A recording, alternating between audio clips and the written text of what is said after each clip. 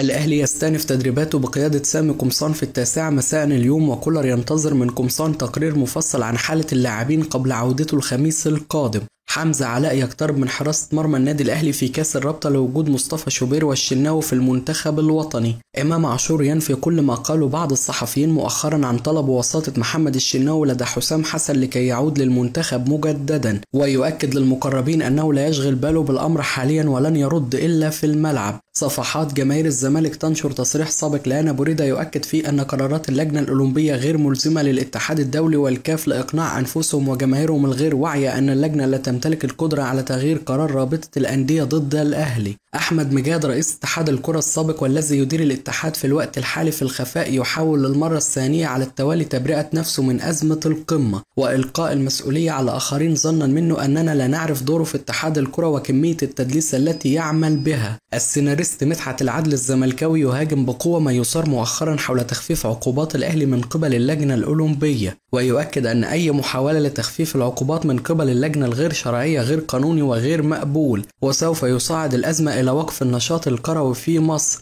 رغم تأكيده في التصريح للاتحاد الدولي والكاف فقط وعدم ذكر اسم اتحاد الكرة أو رابطة الأندية. بشير التبع لاعب نادي الزمالك السابق يؤكد أنه لو تواجدت تقنية الفار في مباراة 6-1 الشهيرة لكان هزم الزمالك 19-1 على الأقل، خصوصا أن الفريق الأبيض كان في حالة صعبة للغاية وكان لاعبي الأبيض يطالبون الحكم بإنهاء اللقاء في أسرع وقت ممكن. حسام حسن المدير الفني للمنتخب الوطني يدعم صلاح عبر حسابه الرسمي على انستجرام ويؤكد أن منتخب مصر يمتلك الأفضل في العالم. جماهير الأهلي تنتظر تحرك عاجل من اتحاد كرة الطايرة لإيقاف لاعب نادي الزمالك قليل الأدب وعديم التربية بعد الإشارة البذيئة التي صدرت منه في قمة الكرة الطائرة، وذلك بعدما تقاعس ناديه عن إصدار أي قرار تجاهه رغم قذارة الموقف. اللجنة الفنية بالجبلية تؤكد دعمها للمنتخب الوطني بقيادة حسام حسن وثقتها في قدرته على التأهل للمونديال، وذلك بعد تصريحات حلمي طولان عضو اللجنة النارية ضد حسام حسن. جيمي كاراجر نجم ليفربول السابق يدافع عن محمد صلاح بعد خسارة ليفربول بطولتين في غاية الأهمية، ويؤكد أنه لا يتلقى الدعم من زملائه والفريق يحتاج لمهاجمين جيدين لمساعدته. أيمن عبد العزيز يقود مران نادي الزمالك اليوم استعدادا لمواجهة الجونة بسبب سفر بسيره إلى بلاده، وناصر منسي يشارك في التدريبات الجماعية بعد تخلصه من الإصابة. طارق السيد نجم نادي الزمالك السابق استبعاد إمام عاشور من منتخب مصر ليس له أي علاقة بالأسباب الفنية، فهو يعد من أفضل اللاعبين في الوقت الحالي ولعب دور محوري في انتصارات الأهلي الأخيرة. عمر جابر كذلك واحد من أفضل اللاعبين في مركزه، وأتمنى ألا يكون استبعاده لأسباب غير فنية. وناصر منسي واحد من هداف الدوري المصري مؤخرا، وكان من الطبيعي أن يكون في حسابات الجهاز الفني للمنتخب الوطني، خاصة أنه يأتي بعد مصطفى محمد في ترتيب المهاجمين المصريين المتألقين في الفترة الأخيرة. أعتقد الأهلي سيستكمل بطولة الدوري بشكل طبيعي وسيخوض مواجهة بيراميدز ولن ينسحب أيا قرار اللجنة الأولمبية، وقرار الأهلي من البداية كان خاطئ وكان متسرع. محمود أبو الدهب نجم الأهلي السابق